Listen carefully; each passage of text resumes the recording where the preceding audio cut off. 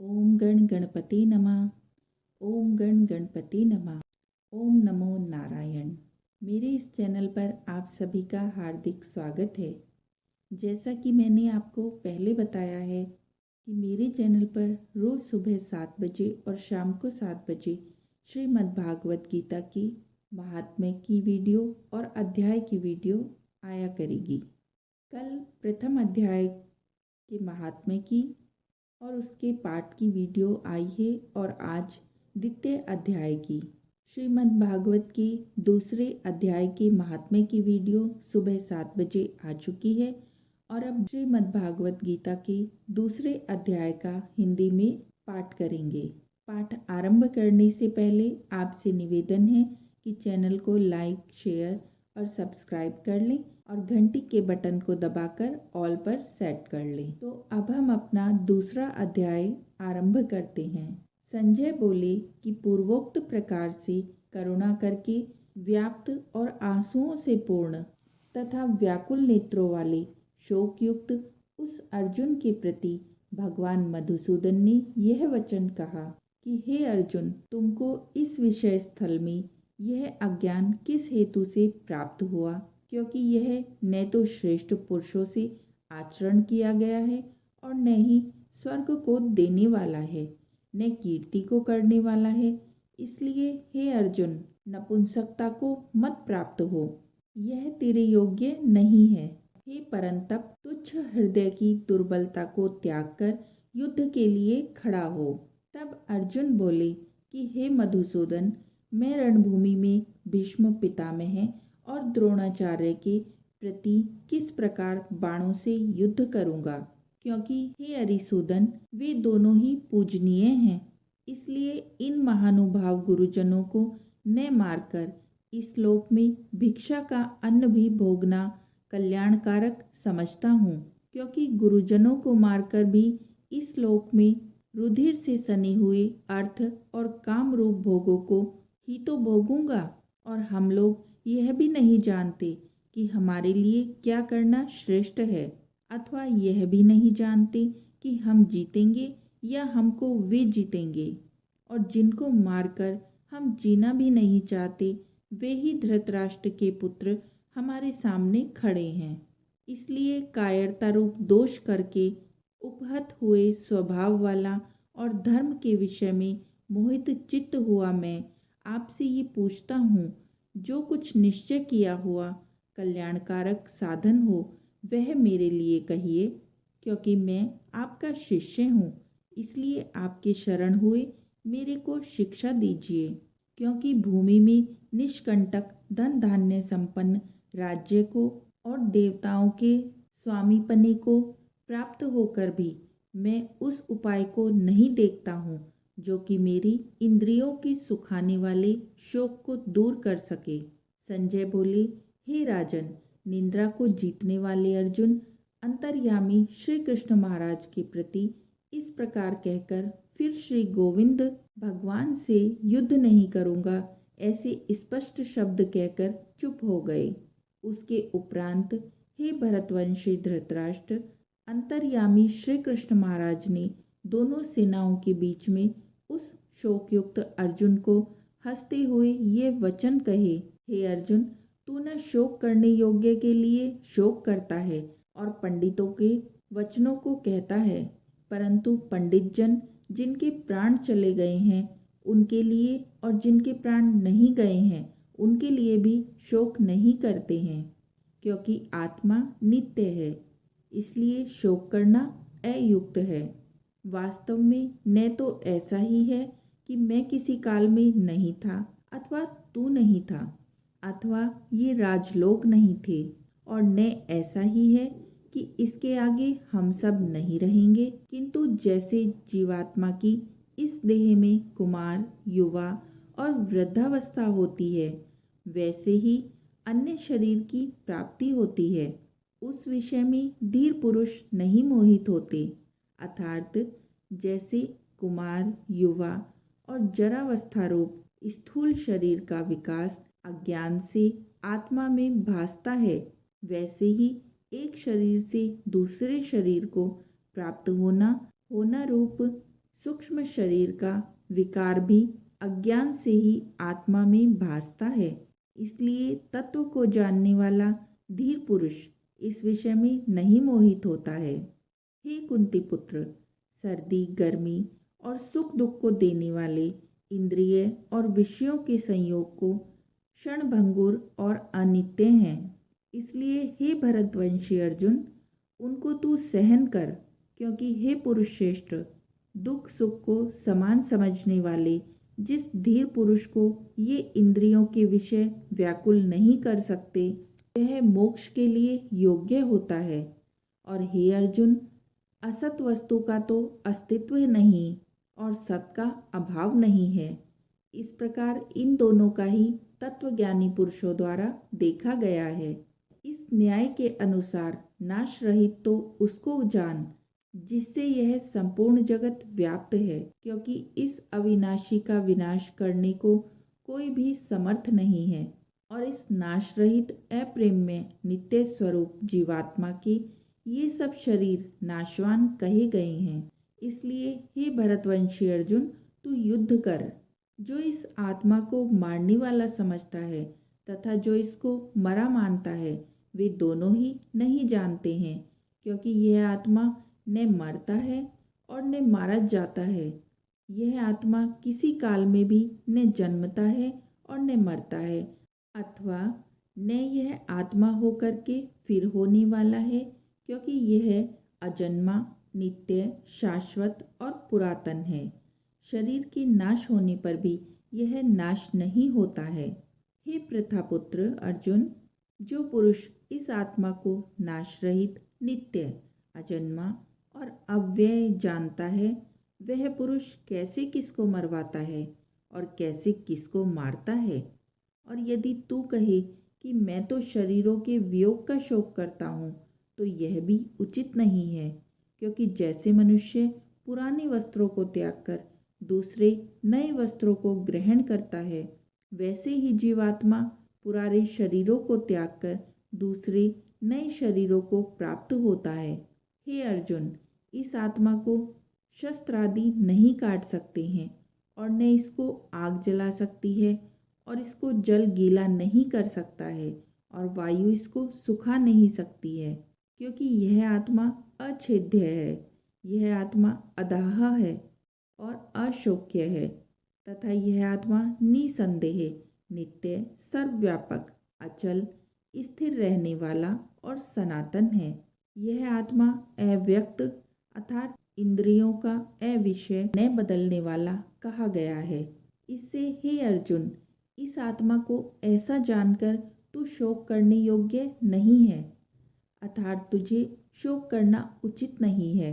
यदि तू इसको सदा जन्मने और सदा मरने वाला माने, तो भी हे अर्जुन, इस प्रकार शोक करने को योग्य नहीं है, क्योंकि ऐसा होने से तो जन्मने वाले की निश्चित मृत्यु और मरने वाले का निश्चित जन्म होना सिद्ध हुआ। इससे भी तू इस बिना उपाय वाले विषय में शोक करने को योग्य नहीं है। यह भीष्म आदि को के शरीर मायामय होने से अनित्य हैं। इससे शरीरों के लिए भी शोक करना उचित नहीं है, क्योंकि हे अर्जुन, संपूर्ण प्राणी जन्म से पहले बिना शरीर वाले और मरने के बाद भी बिना शरीर वाले ही हैं। केवल बीच में ही शरीर वाले प्रतीक होते हैं। फिर इस विषय में क्या चिंता है? हे अर्जुन, यह आत्मतत्व बड़ा गहन है, इसलिए कोई महापुरुष ही इस आत्मा को आश्चर्य की ज्यों देखता है और वैसे ही दूसरा कोई महापुरुष ही आश्चर्य की ज्यों इसके तत्व को कहता है, और दूसरा कोई ही इस आत्मा को आश्चर्य की ज्यों सुनता है, और कोई कोई सुनकर भी इस आत्मा को नहीं जानता। हे अर्जुन, यह आत्मा सबके शरीर में सदा ही अवध्य है, इसलिए संपूर्ण भूत प्राणियों के लिए तू शोक करने को योग्य नहीं है, और अपनी धर्म को देखकर भी तू भय करने को योग्य नहीं है, क्योंकि धर्मयुक्त युद्ध से बढ़कर दूसरा कोई कल्याणकारक कर्तव्य क्षत्रिय के लिए नहीं है। हे पार्थ, अपने आप प्राप्त हुए और खुले हुए स्वर्ग के द्वार रूप इस प्रकार के युद्ध को भाग्यवान क्षत्रिय लोग ही पाते हैं। और यदि तू इस धर्म युद्ध संग्राम को नहीं करेगा तो सर्वधर्म को और कीर्ति को खोकर पाप को प्राप्त होगा, और सब लोग तेरी बहुत काल तक रहने वाली अपकीर्ति को भी कथन करेंगे, और वह अपकीर्ति मान्य पुरुष के लिए मरण से भी अधिक बुरी होती है। वे और जिसके तू बहुत मान्य होकर भी अब तुच्छता को प्राप्त होगा। वे महारथी लोग तुझे भय के कारण युद्ध से अपराम हुआ मानेंगे, और तेरे बैरी लोग तेरे सामर्थ्य की निंदा करते हुए बहुत से न कहने योग्य वचनों को कहेंगे। फिर उससे अधिक दुख क्या होगा। इससे युद्ध करना तेरे लिए सब प्रकार से अच्छा है, क्योंकि या तो मरकर स्वर्ग को प्राप्त होगा अथवा जीतकर पृथ्वी को भोगेगा। इससे हे अर्जुन, युद्ध के लिए निश्चयवान होकर खड़ा हो। यदि तुझे स्वर्ग तथा राज्य की इच्छा न हो तो भी सुख दुख, लाभ हानि और जय पराजय को समान समझकर उसके उपरांत युद्ध के लिए तैयार हो। इस प्रकार युद्ध करने से तू पाप को प्राप्त नहीं होगा।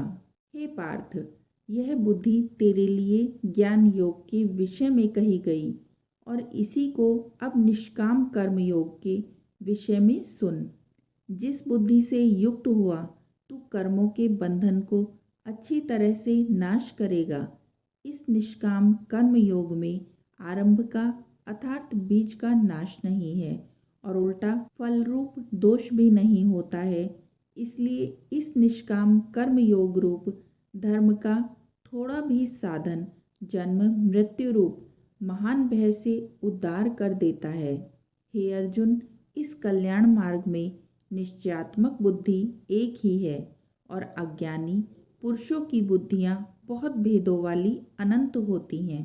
हे अर्जुन, जो सकामी पुरुष केवल फल श्रुति में प्रीति रखने वाले, स्वर्ग को ही परम श्रेष्ठ मानने वाले, इससे बढ़कर और कुछ नहीं है, ऐसे कहने वाले हैं, वे विवेकी जन जन्म रूप कर्म फल को देने वाली और भोग तथा ऐश्वर्य की प्राप्ति के लिए बहुत ही क्रिया के विस्तार वाली इस प्रकार की जिस दिखाऊ शोभायुक्त वाणी को कहते हैं, उस वाणी द्वारा हरे हुए चित्त वाले तथा भोग और ऐश्वर्य में आसक्ति वाले उन पुरुषों के अंतरकरण में निश्चयात्मक बुद्धि नहीं होती है।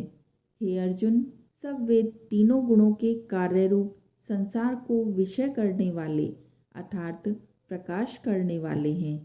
इसलिए तू असंसारी अर्थात निष्कामी और सुख दुख आदि द्वंद्वों से रहित नित्य वस्तुओं में स्थिर तथा योगक्षेम को न चाहने वाला और आत्मपरायण हो, क्योंकि मनुष्य का सब ओर से परिपूर्ण जलाशय के प्राप्त होने पर छोटे जलाशय में जितना प्रयोजन रहता है, अच्छी प्रकार ब्रह्मा को जानने वाले ब्राह्मण का भी सब वेदों में उतना ही प्रयोजन रहता है। अर्थात बड़े जलाशय के प्राप्त हो जाने पर जल के लिए छोटे जलाशयों की ही आवश्यकता नहीं रहती है, वैसे ही ब्रह्मानंद की प्राप्ति होने पर आनंद के लिए वेदों की आवश्यकता नहीं रहती। इससे तेरा कर्म करने मात्र में ही अधिकार होवे, फल में कभी नहीं, और तू कर्मों के फल की वासना वाला भी मत हो, तथा तेरी कर्म न करने में भी प्रीति न होवे। हे धनंजय, आसक्ति को त्याग कर सिद्धि और असिद्धि में समान बुद्धि वाला होकर योग में स्थिर हुआ कर्मों को कर। यह समत्व भाव ही योग नाम से कहा जाता है। इस समत्व रूप बुद्धि योग से सकाम कर्म अत्यंत तुच्छ हैं। इसलिए हे धनंजय, समत्व बुद्धि योग का आश्रय ग्रहण कर, क्योंकि फल की वासना वाले अत्यंत दीन हैं। समत्व बुद्धि युक्त पुरुष पुण्य पाप दोनों को इस लोक में ही त्याग देता है, अर्थात उनसे लिपायमान नहीं होता। इससे समत्व बुद्धि योग के लिए ही चेष्टा कर। यह समत्व बुद्धि योग ही कर्मों में चतुरता है, अर्थात कर्म बंधन से छूट जाने का उपाय है। क्योंकि बुद्धि योग युक्त ज्ञानी जन कर्मों से उत्पन्न होने वाले फल को त्याग कर जन्म रूप बंधन से छूटे हुए निर्दोष अर्थात अमृतमय परम पद को प्राप्त होते हैं। हे अर्जुन, जिस काल में तेरी बुद्धि मोहरूप दलदल को बिल्कुल तर जाएगी, तब तू सुनने योग्य और सुने हुए के वैराग्य को प्राप्त होगा। जब तेरी अनेक प्रकार के सिद्धांतों को सुनने से विचलित हुई बुद्धि परमात्मा के स्वरूप में अचल और स्थिर ठहर जाएगी, तब तू समत्व रूप योग को प्राप्त होगा। इस प्रकार भगवान के वचनों को सुनकर अर्जुन ने पूछा कि हे केशव, समाधि में स्थिर बुद्धि वाले पुरुष का क्या लक्षण है और स्थिर बुद्धि पुरुष कैसे बोलता है, कैसे बैठता है, कैसे चलता है। उसके उपरांत श्री कृष्ण महाराज बोले, हे अर्जुन, जिस काल में यह पुरुष मन में स्थित संपूर्ण कामनाओं को त्याग देता है, उस काल में आत्मा से ही आत्मा में संतुष्ट हुआ स्थिर बुद्धि वाला कहा जाता है तथा दुखों की प्राप्ति में उद्वेग रहित है। मन जिसका और सुखों की प्राप्ति में दूर हो गई है स्पृहा जिसकी तथा नष्ट हो गए हैं राग भय और क्रोध जिसके, ऐसा मुनि स्थिर बुद्धि कहा जाता है। जो पुरुष सर्वत्र स्नेह रहित हुआ उन शुभ तथा अशुभ वस्तुओं को प्राप्त होकर न प्रसन्न होता है और न द्वेष करता है, उसकी बुद्धि स्थिर है। और कछुआ अपने अंगों को जैसे समेट लेता है, वैसे ही यह पुरुष जब सब ओर से अपनी इंद्रियों को इंद्रियों के विषयों से समेट लेता है, तब उसकी बुद्धि स्थिर होती है। यद्यपि इंद्रियों के द्वारा विषयों को न ग्रहण करने वाले पुरुष के भी केवल विषय तो निर्वत्र हो जाते हैं, परंतु राग नहीं निर्वत्र होता। और इस पुरुष का तो राग भी परमात्मा को साक्षात करके निवृत्त हो जाता है। और हे अर्जुन, जिससे कि यत्न करते हुए बुद्धिमान पुरुष के भी मन को यह प्रमथन स्वभाव वाली इंद्रियां बलात् हर लेती हैं। इसलिए मनुष्य को चाहिए कि उन संपूर्ण इंद्रियों को वश में करके समाहित चित्त हुआ मेरे परायण स्थित होवे। क्योंकि जिस पुरुष के इंद्रियां वश में होती हैं, उसकी ही बुद्धि स्थिर होती है। हे अर्जुन, मन सहित इंद्रियों को वश में करके मेरे परायण न होने से मन के द्वारा विषयों का चिंतन होता है और विषयों को चिंतन करने वाले पुरुष की उन विषयों में आसक्ति हो जाती है और आसक्ति से इन विषयों की कामना उत्पन्न होती है और कामना में विघ्न पड़ने से क्रोध उत्पन्न होता है। क्रोध से अविवेक अर्थात मूढ़ भाव उत्पन्न होता है और अविवेक से स्मरण शक्ति भ्रमित हो जाती है और स्मृति के भ्रमित हो जाने से बुद्धि अर्थात ज्ञान शक्ति का नाश हो जाता है और बुद्धि के नाश हो जाने से यह पुरुष अपने श्रेय साधन से गिर जाता है। परंतु स्वाधीन अंतःकरण वाला पुरुष राग द्वेष से रहित अपने वश में की हुई इंद्रियों द्वारा विषयों को भोगता हुआ अंतःकरण की प्रसन्नता अर्थात स्वच्छता को प्राप्त होता है। उस निर्मलता के होने पर इसके संपूर्ण दुखों का अभाव हो जाता है और उस प्रसन्न चित्त वाले पुरुष की बुद्धि शीघ्र ही अच्छी प्रकार स्थिर हो जाती है। हे अर्जुन, साधन रहित पुरुष के अंतःकरण में श्रेष्ठ बुद्धि नहीं होती है और उस अयुक्त के अंतःकरण में आसक्ति भाव भी नहीं होता है और बिना आसक्ति भाव वाले पुरुष को शांति भी नहीं होती है। फिर शांति रहित पुरुष को सुख कैसे हो सकता है? क्योंकि जल में वायु नाव को जैसे हर लेती है, वैसे ही विषयों में विचरती हुई इंद्रियों के बीच में जिस इंद्रिय के साथ मन रहता है, वह एक ही इंद्रिय इस अयुक्त पुरुष की बुद्धि को हरण कर लेती है। इससे हे महाबाहो, जिस पुरुष की इंद्रियां सब प्रकार इंद्रियों के विषयों से वश में ही हुई होती हैं, उसकी बुद्धि स्थिर होती है और हे अर्जुन, संपूर्ण भूत प्राणियों के लिए जो रात्रि है उस नित्य शुद्ध बोध स्वरूप परमानंद में भगवत को प्राप्त हुआ योगी पुरुष जागता है। और जिस नाशवान क्षणभंगुर सांसारिक सुख में सब भूत प्राणी जागते हैं, तत्व को जानने वाले मुनि के लिए वह रात्रि है। जैसे सब ओर से परिपूर्ण अचल प्रतिष्ठा वाले समुद्र के प्रति नाना नदियों के जल उसको चलायमान न करते हुए ही समा जाते हैं, वैसे ही जिस स्थिर बुद्धि वाले पुरुष के प्रति संपूर्ण भोग किसी प्रकार का विकार उत्पन्न किए बिना ही समा जाते हैं, वह पुरुष परम शांति को प्राप्त होता है, न कि भोगों को चाहने वाला। क्योंकि जो पुरुष संपूर्ण कामनाओं को त्याग कर ममता रहित और अहंकार रहित, स्पृहा रहित हुआ वर्तता है, वह शांति को प्राप्त होता है।